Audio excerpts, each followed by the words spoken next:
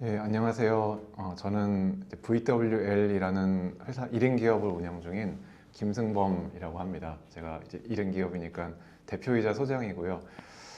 저는 이제 건축학으로 박사를 받았는데 거의 이제 10년 정도는 이런 도시와 건축에 대한 관심에서 출발해서 도시 데이터를 시각화하는 일들을 거의 10년 정도 해왔습니다. 여기에 제가 블로그처럼 운영하는 홈페이지인데요.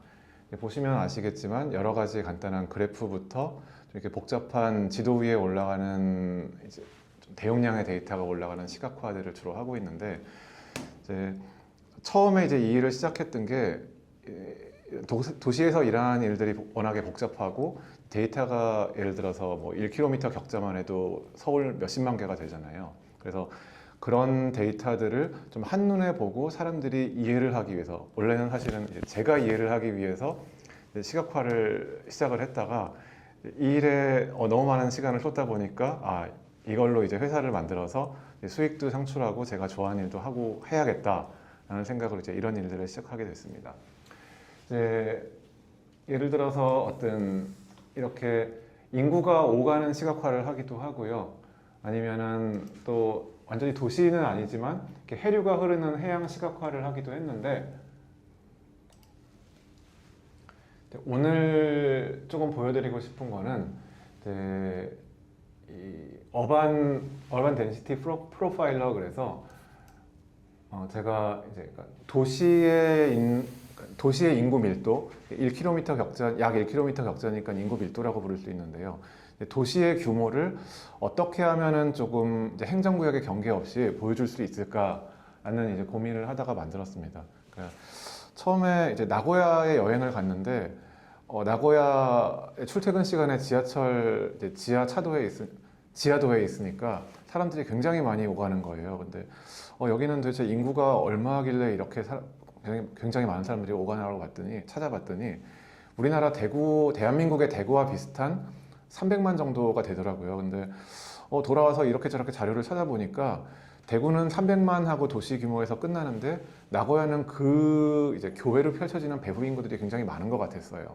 근데 제가 그래서 일본의 행정구역에 대해서 잘 아는 것도 아니고, 그러면 일본뿐만이 아니라 뭐 런던이면 런던, 뭐 다른 나라에 이제 뭐 뉴욕이면 뉴욕, 그런 다른 나라에 실제로 인구가 얼마나 많이 어떻게 퍼져 있는지를 찾아보고 싶을 때, 제가 주로 이제 잘 다루는 게 데이터를 이제 정제하고 이렇게 웹상에 올려서 이제 좀 편리한 인터페이스에서 사람들이 볼 수 있게 하는 거거든요. 그래서 어떻게 하면은 좀 이제 이 사람들이 간단한 도시의 클릭만 해서 그 도시의 규모를 알 수 있을까라는 게 이제 그런 질문을 갖고 있는 사람들이 편하게 볼 수 있는 그런 일종의 그 인터랙티브 툴을 만들었습니다. 그래서 지금 제가 이제 서울의 지도를 중심부를 찍고 50km 반경을 찍은 거예요. 다시 한번 이렇게 제가 서울만 다시 해보면은, 예를 들어서 서울이 궁금해요. 그럼 서울을 툭 찍어요. 그러면 이제 여기에 서울이 새로 나타납니다. 그리고 반경은 이제 제가 찍은 중심부로부터 50km면 50km, 100km면은 약간 이제 좀 너무 주변까지 나와서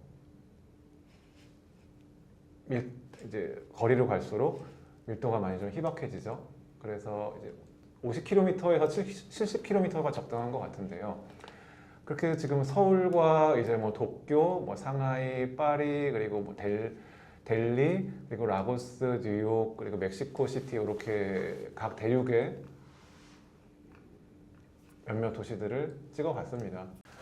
이제 이 데이터는 월드팝에 있는 그 1km 이제 파퓰레이션 카운트 데이터입니다. 그래서 그것들을 이렇게 약 1km 격자로 이제 인구 밀도라고 보시면 되고요.